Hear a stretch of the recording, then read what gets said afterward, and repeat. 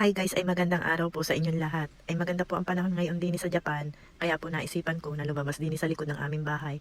At kagabi pa, patak ng patak ari mga persimmon. Ayan, yan po yung mga persimmon fruits dito na pagka ganitong panahon na autumn ay nahihinog na. Ay naandyan po yan sa aking bubungan ng aking kwarto. Kaya nga po, aking i-harvest at ang mga uwak ay pinupupog ng kinakain kasi po nila yaan at saka ng mga ibon.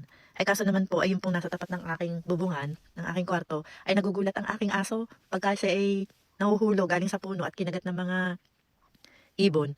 Ay patakan ng patakan doon sa aming bubong. Ayan, ay tingnan po naman ninyo napakahitik sa bunga. Yan po ay matamis. Minsan po ay mapakla pagka yung hindi pa masyadong hinog at meron namang hinog na mapakla pa rin para lang pagmamahal. Charot. Ay ayan, simulan na po ni ate ang pagpipitas ng mga permisons. Yung mga naaabot lamang po ang aking pipitasin. At mamaya ay gagamitan ko na lamang po ng hagdan doon paakyat sa bubong. Yung mga nandun na nahihinog doon sa taas ng bubungan. Ayan, ay napupumilit at hindi maabot ay gamitan na lang ng gunting.